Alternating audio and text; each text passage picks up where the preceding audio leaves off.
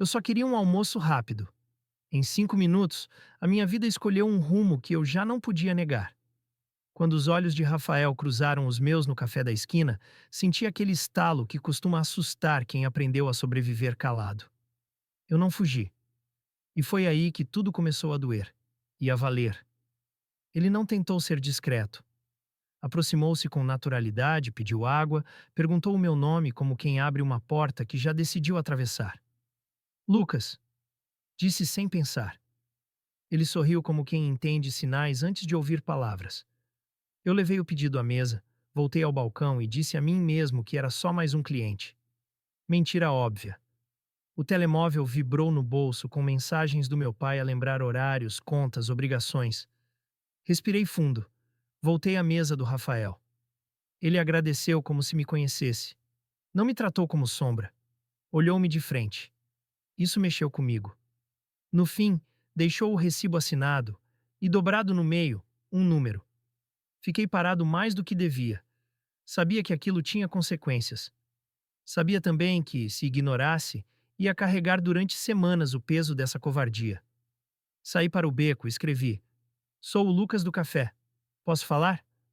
A resposta veio antes de eu voltar ao balcão. Quero ouvir-te. Combinamos mensagens curtas, nada de grandes confissões. Mesmo assim, cada frase desenhava um caminho. Ele não fazia perguntas invasivas. Queria saber do que eu gostava de fazer quando não estava a servir mesas. A que música recorria quando o dia apertava, em que momentos o silêncio me salvava. Eu respondia com cuidado.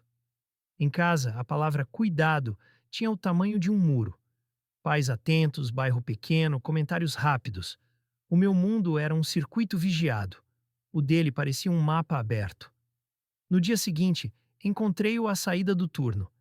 Ele estava encostado à esquina como quem não tem pressa, mas também não aceita atrasos do destino. Eu hesitei. Ele não. Disse: Vamos andar. Andamos. Falamos de banalidades até o passo ganhar confiança. Quando o telefone tocou com o nome da minha mãe, parei.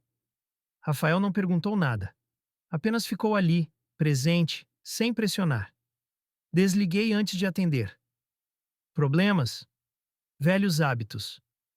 Ele assentiu como quem conhece o peso e não o diminui. Na terceira noite, percebi que já não era um acaso simpático. Era uma escolha. A cidade parecia a mesma, mas cada esquina ganhava significado. Eu editava o caminho para evitar conhecidos. Ele notava e não reclamava. Viver escondido cansa, disse, sem acusar. Cansa, admiti. Ele não respondeu. Só encurtou a distância entre nós o suficiente para eu entender que não estava sozinho, mesmo sem tocar. As mensagens ficaram mais frequentes. Um colega do café, o Tiago, percebeu que eu sorria para o ecrã e começou a provocar. Nada cruel, mas suficiente para eu sentir a pele doer. Quem é o Felizardo? Eu desviei. Ele insistiu, rindo. Eu menti. Nada. Mentir é simples. Viver com a mentira é que parte. Na semana seguinte, o Tiago pediu-me boleia depois do turno. No carro, atirou. O teu segredo está seguro comigo. A frase veio com aquele tom que parece amigo e morde por trás. O meu estômago encolheu. Que segredo? Não fiques nervoso, cada um com a sua. Riu. Eu fingi rir também. Ele olhou para o meu telemóvel no suporte. Notificação do Rafael. Nome à vista por um segundo. Um segundo basta. Cheguei a casa com a cabeça a girar. O jantar decorreu com as conversas de sempre. Contas, trabalho, o vizinho que mudou de carro, a tia que comenta tudo. Quando me perguntaram por que andava tão ausente, encolhi os ombros. Cansaço. A palavra serviu outra vez de muro. No quarto, respondi ao Rafael. Acho que alguém percebeu. Ele ligou de imediato. A voz dele tinha calma e urgência ao mesmo tempo. Queres parar? A pergunta acertou no centro. Fiquei mudo. Depois disse: Quero continuar. Só não sei como. Ele respirou do outro lado. Passo a passo. Sem te perderes. No dia seguinte, o Tiago trouxe café e puxou conversa. Sossegado, Lucas. Não sou como os outros. Não disse quem eram os outros. Não precisava. Havia uma oferta implícita, a de me tolerar desde que eu lhe pagasse com confidências e gratidão. Recusei com silêncio. À tarde, notei o telemóvel dele virado para a minha direção, câmara aberta, como quem testa limites. Afastei-me. Ele guardou o aparelho, rindo. Aquilo não era uma brincadeira. Era uma ameaça embrulhada em coleguismo. Falei com o Rafael num banco do jardim, ao cair do dia. Contei-lhe 100 floreados, como agora. Ele ouviu sem me corrigir. Quando terminei, disse: Se ele passa do limite, denuncias. Não estás sozinho. Essa frase ficou comigo. Pela primeira vez, a palavra denunciar pareceu possível. Não um escândalo. Perguntei: E se chegar à minha família antes de mim? Ele demorou a responder. Depois disse: Então chega com a tua versão. A verdade dita por ti vale mais que o sussurro de quem quer usar-te. Voltei ao trabalho com esse plano embrionário. No turno seguinte, o Tiago perguntou se podia adicionar-me no grupo de colegas, para alinharmos horários. Aceitei, porque recusar seria sinal para ele. No grupo, ele largou uma piada ambígua, dessas que passam por humor e deixam marca. Ninguém comentou. O silêncio dos outros pesou mais do que qualquer insulto. Pensei em sair do grupo. Fiquei. Não por coragem, mas para não perder o terreno onde a história sobre mim começava a ser escrita sem mim. À noite, Rafael mandou-me uma mensagem curta.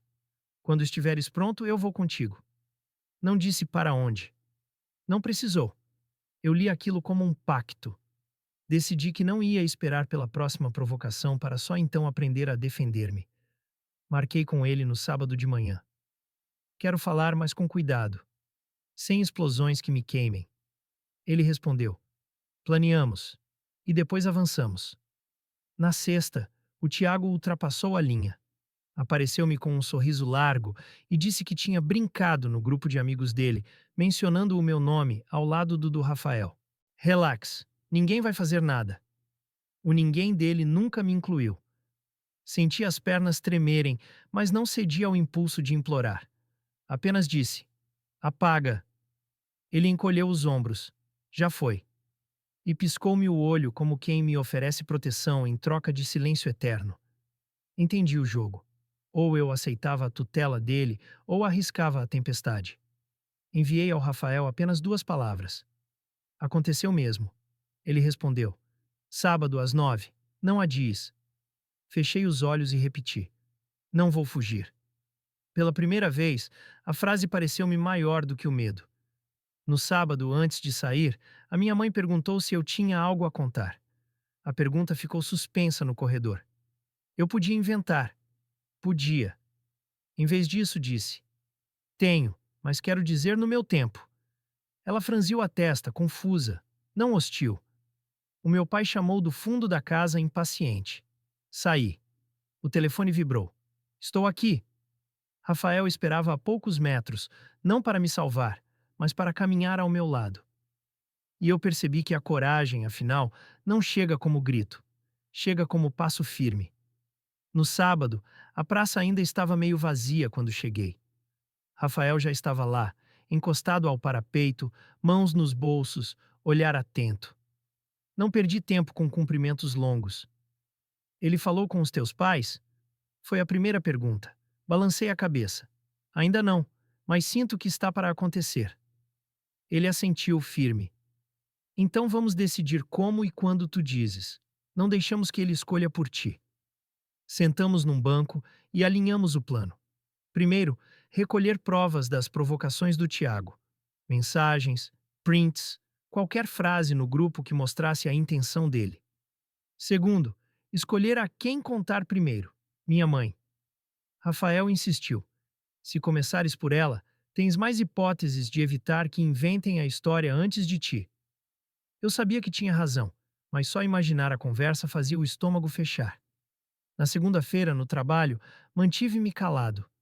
Tiago tentou mais uma piada no grupo, insinuando que eu tinha companhia especial nos meus dias de folga.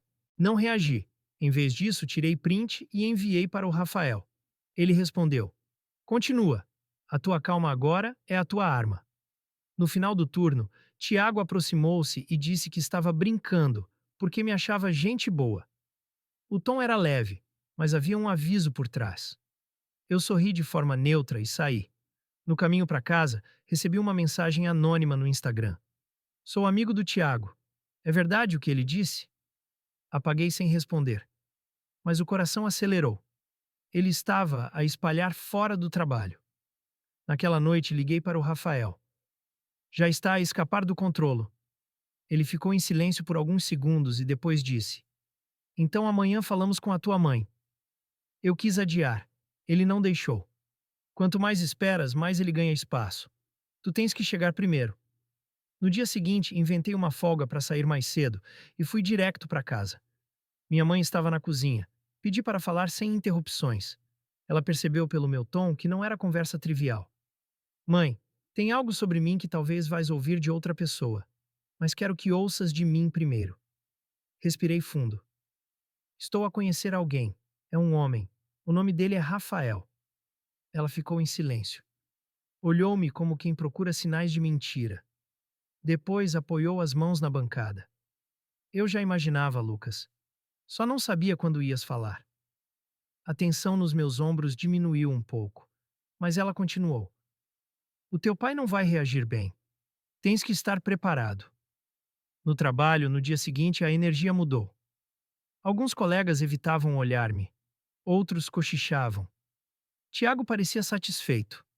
Ao passar por mim, disse baixo: Sabes que foi um erro contar a ela antes de mim? Ignorei. Já não tinha medo do que ele pudesse dizer, pelo menos a minha mãe. Mas o meu pai ainda não sabia. Nessa noite, Rafael apareceu à porta do café. Disse apenas: Vamos. Andamos até um parque próximo. Ele contou que tinha amigos numa associação local que ajudavam pessoas a enfrentar este tipo de situação. Se o teu pai reagir mal, não vais ficar sem chão. Aquilo soou como plano de emergência, mas também como rede de apoio. Pela primeira vez, vi uma saída concreta. 2 dias depois, a notícia chegou ao meu pai, não pela minha mãe, mas pela rua. Um vizinho comentou com ele de forma sarcástica. Quando cheguei à casa, ele estava sentado na sala, expressão carregada. É verdade? Perguntou seco. Eu respondi: Sim. Ele levantou-se, andou de um lado para o outro. Não admito isso debaixo do meu teto. Minha mãe tentou intervir, mas ele cortou. Ele que escolha. Ou acaba com isso, ou sai. Olhei para ela. Ela baixou os olhos, mas não se afastou. Eu não vou acabar com quem sou. As palavras saíram mais firmes do que eu esperava. O silêncio que se seguiu foi pesado. Ele saiu da sala. Mandei mensagem ao Rafael. Chegou a hora. Em minutos ele estava à porta com um saco extra para as minhas coisas. Não levei muito, apenas o essencial. Minha mãe ajudou-me a encher o saco às escondidas. Antes de sair, ela sussurrou: Liga-me, sempre. Fui para o apartamento de um amigo do Rafael, um espaço pequeno, mas seguro. Lá, sentei-me e respirei fundo pela primeira vez em dias, mas sabia que a batalha não tinha acabado. Tiago ainda trabalhava comigo. Ele ainda podia tentar sujar o meu nome. Rafael disse: Agora que estás fora, é hora de expor o que ele fez. Pensei nas provas guardadas, nas mensagens. Não queria vingança cega, mas também não ia deixar que ele continuasse a fazer isto com outros. Olhei para o telemóvel e escrevi a primeira frase da denúncia. E pela primeira vez, percebi que contar a verdade já não era só por mim. Era por todos que ainda tinham medo de falar. No domingo de manhã, acordei com o telemóvel cheio de mensagens. Alguns colegas enviavam palavras de apoio discretas. Outros, silêncio absoluto. Entre elas, uma notificação do grupo de trabalho. Tiago tinha feito outra brincadeira, desta vez marcando-me de forma indireta, mas clara para quem conhecia a história. A captura de ecrã foi imediata. Eu já não lia aquilo como ataque isolado. Era um padrão. Rafael preparou o contacto com a associação local. Encontramo-nos numa sala emprestada, onde 2 voluntárias ouviram sem interromper. Mostrei as provas, contei como a situação tinha escalado, como tinha perdido a casa e como a exposição tinha sido intencional. Uma delas anotou tudo. Isto não é só sobre ti, Lucas. Este tipo de comportamento precisa de consequências. Assenti, sentindo o peso e o alívio de alguém validar a gravidade do que eu vivia. Decidimos dois passos: abrir um processo formal junto da gerência do café e, em paralelo, acionar um apoio jurídico para denunciar assédio e difamação. Rafael insistiu que eu não devia enfrentar Tiago sozinho. Ele vai tentar virar a narrativa, como sempre faz. Mas agora tens como provar. Na terça-feira, cheguei ao trabalho acompanhado por uma representante da associação. Pedi uma reunião com o gerente. Tiago estava no balcão e o sorriso dele desapareceu quando viu que eu não estava sozinho. Na sala, coloquei o telemóvel sobre a mesa, reproduzi as mensagens, mostrei prints do grupo e descrevi cada episódio. O gerente manteve-se sério, anotando. Quando terminei, ele disse que iria averiguar. A representante foi firme. Este tipo de conduta exige ação imediata. À tarde, o gerente comunicou que Tiago ficaria suspenso até conclusão da investigação. Ele passou por mim à saída, murmurando: "Vais pagar por isto." Não respondi. Pela primeira vez, não senti medo. Senti estratégia. Nos dias seguintes, percebi a mudança no ar. Alguns colegas começaram a perguntar o que realmente tinha acontecido. Escolhi contar apenas o essencial: que estava a lidar com um caso de assédio e que tinha apoio jurídico. Não precisava convencer todos, apenas impedir que a versão dele se tornasse a única. Enquanto isso, Rafael mantinha-me focado em reconstruir a rotina. Procuramos um quarto para arrendar. Encontramos um espaço modesto, mas que eu podia pagar. Mudança marcada para o fim do mês. Quando contei à minha mãe, ela chorou, mas disse: "Prefiro ver-te longe e seguro do que preso e em silêncio." Na semana seguinte, o gerente chamou-me. Disse que depois de ouvir testemunhas e analisar provas, a empresa decidiu rescindir o contrato de Tiago por conduta inadequada e violação de privacidade. Não houve festa. Houve um silêncio firme dentro de mim. O tipo de silêncio que sabe que foi preciso chegar ao limite para ser ouvido. No entanto, o impacto não ficou apenas no café. Tiago tentou insinuar-se nas redes sociais, postando indiretas. A associação ajudou-me a registrar uma queixa formal por difamação. O objetivo não era prolongar o conflito, mas criar um registro que impedisse futuras manipulações. Alguns dias depois, recebi uma mensagem de um número desconhecido. "Obrigado por teres feito o que eu não tive coragem." Era de um ex-colega que contou ter passado por provocações semelhantes de Tiago no passado. A frase dele confirmou o que Rafael dizia desde o início: que a luta não era só minha. Quando finalmente mudei para o meu quarto novo, senti que cada caixa que eu colocava no chão era um pedaço de vida recuperada. Rafael ajudou na mudança. Não houve discursos longos, apenas um "conseguiste", dito com a sinceridade de quem acompanhou cada passo. À noite, sozinho, pensei em tudo o que tinha perdido e no que tinha ganho. Tinha enfrentado a família, exposto um assediador e construído um espaço seguro para mim. A ferida ainda estava lá, mas já não comandava os meus movimentos. Dias depois, voltei ao café como cliente. Alguns desviaram o olhar, outros cumprimentaram com um aceno tímido. Sentei-me, pedi um café e olhei em volta. Não havia mais medo naquele lugar. Havia história, havia cicatriz, mas havia também a prova de que não precisei esconder quem sou para seguir em frente. E quando Rafael chegou e se sentou à minha frente, percebi que aquela mesa não marcava apenas o início de tudo. Marcava também que eu tinha sobrevivido e que agora era eu quem decidia o que vinha a seguir. As semanas seguintes pareciam mais calmas na superfície, mas eu sabia que a tempestade podia voltar. Tiago tinha desaparecido do café, mas continuava ativo nas redes, tentando reverter a imagem que ficou. Postava frases sobre falsas acusações e injustiças no trabalho, sem citar nomes, mas era claro a quem se referia. Eu registrava cada publicação e enviava para a associação, mantendo o dossiê atualizado. Rafael insistia para que eu não me isolasse. "A pior armadilha é acreditar que já acabou", dizia. Aceitei participar de um encontro no grupo LGBTQIA+, que ele frequentava. Não conhecia ninguém, mas bastou ouvir as primeiras histórias para entender que não era o único a ter sido exposto, humilhado ou ameaçado por quem se achava no direito de controlar a vida alheia. Alguns tinham perdido empregos, outros famílias, todos carregavam cicatrizes invisíveis, mas havia também algo em comum. Ninguém estava disposto a voltar ao silêncio. Ao final da reunião, uma das voluntárias sugeriu que eu partilhasse, de forma resumida, o que tinha acontecido. A voz tremeu no início, mas, à medida que falava, percebi que o medo já não tinha a mesma força. Era como se, ao contar, eu tirasse de mim uma parte do peso e o transformasse em alerta para os outros. No fim, ouvi aplausos contidos, mas sinceros. Nos dias seguintes, comecei a receber mensagens privadas de pessoas que ouviram minha história e queriam saber como denunciar casos semelhantes. Respondi a todas, explicando o processo que segui e reforçando a importância de ter provas antes de agir. Isso deu um sentido novo a tudo. Não se tratava mais apenas da minha vida. Enquanto isso, em casa dos meus pais, a relação seguia tensa. Minha mãe ligava com frequência, mas evitava falar do meu pai. Até que numa dessas chamadas, ela disse: Ele ouviu de outros que tu andas a falar em grupos. Não gostou nada. Eu respirei fundo. Se ele quiser falar, sabe onde me encontrar.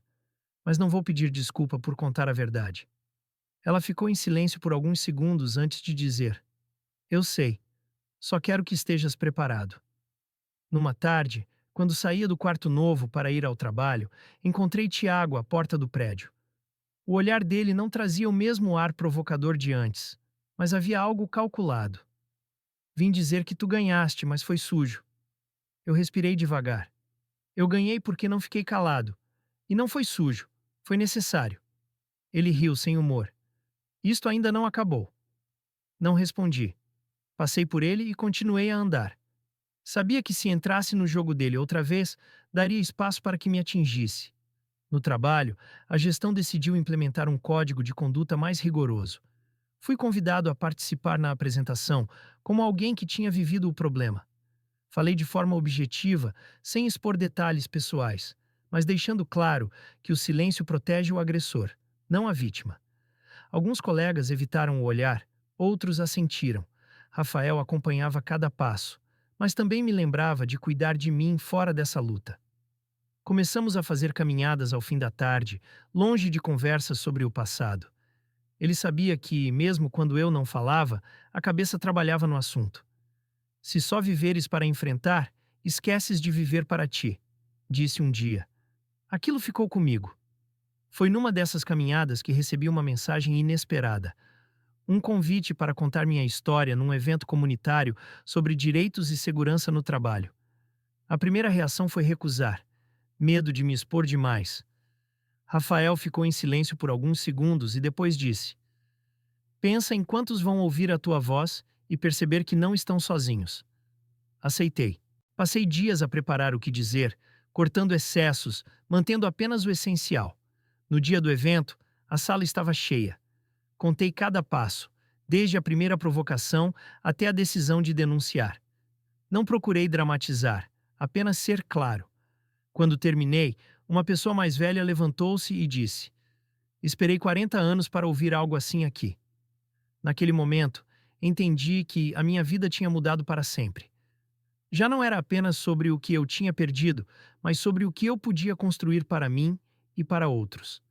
Ao sair, Rafael colocou a mão no meu ombro e disse: Tu começaste esta história a fugir do que eras. Agora estás a ensinar outros a ficarem. O convite para o evento abriu portas que eu não esperava.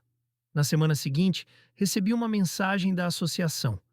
Queriam que eu participasse num projeto piloto para formar jovens trabalhadores sobre assédio e direitos. Não era um emprego formal, mas envolvia encontros, oficinas e partilha de experiências. Aceitei sem hesitar. Sentia que, ao ensinar, consolidava também a minha própria cura. Nas primeiras oficinas, percebi como o silêncio era o ponto comum de quase todos.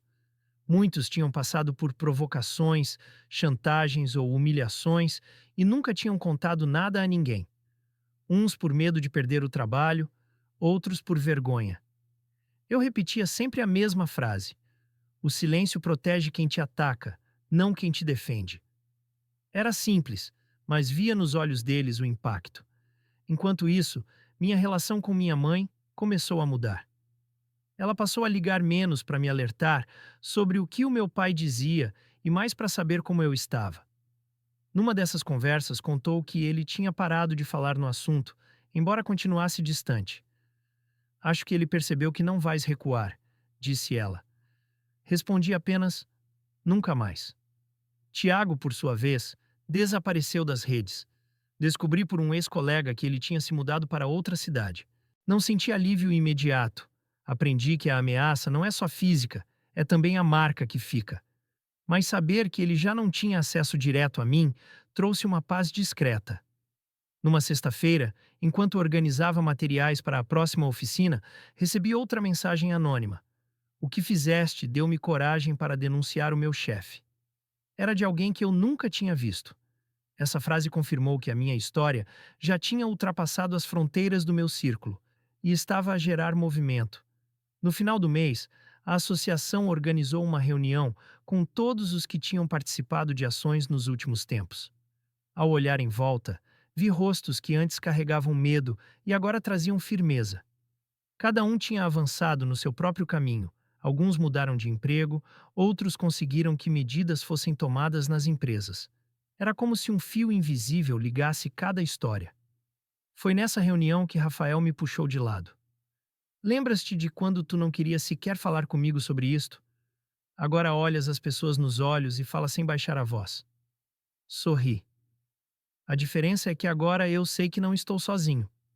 Apesar das vitórias, não romantizei o percurso. Ainda havia noites em que a ansiedade voltava, principalmente quando lembrava o momento em que tive que sair de casa. Mas, ao contrário de antes, agora eu tinha ferramentas e apoio para lidar. Pouco depois, recebi um convite inesperado. Voltar ao café, desta vez para falar aos novos funcionários sobre o código de conduta. Aceitei. Entrei no espaço onde tudo começou, não como vítima, mas como alguém que ajudou a mudar as regras. Falei durante 15 minutos, com objetividade, explicando que o respeito não era favor, era obrigação. Vi alguns acenarem, outros apenas ouvirem. Mas saí dali sabendo que, mesmo que uma única pessoa lembrasse das minhas palavras, já valia. No caminho de volta, Rafael disse: Agora podes escolher se esta história termina aqui ou se continua. Olhei para ele e respondi: Não termina, mas muda de forma. Agora é sobre construir. Naquela noite, sentei-me no meu quarto e repassei mentalmente todo o caminho, da primeira ameaça velada até aquele momento. Não havia como apagar o que aconteceu, mas também não havia como negar que eu tinha transformado a dor em algo útil. Enviei uma última mensagem para a voluntária que me acompanhou desde o início. Obrigado por me ensinar que contar a verdade é sempre o primeiro passo. Ela respondeu: E por nunca esquecer que a verdade ganha força quando é partilhada. Fechei o telemóvel, respirei fundo e percebi que o ciclo se fechava não porque tudo estivesse resolvido, mas porque eu já não precisava fugir da minha própria história. E assim, com cada palavra dita, cada passo dado, cada pessoa que encontrou coragem ao ouvir a minha voz, compreendi que ser eu mesmo não era apenas um direito, era também a forma mais poderosa de resistir.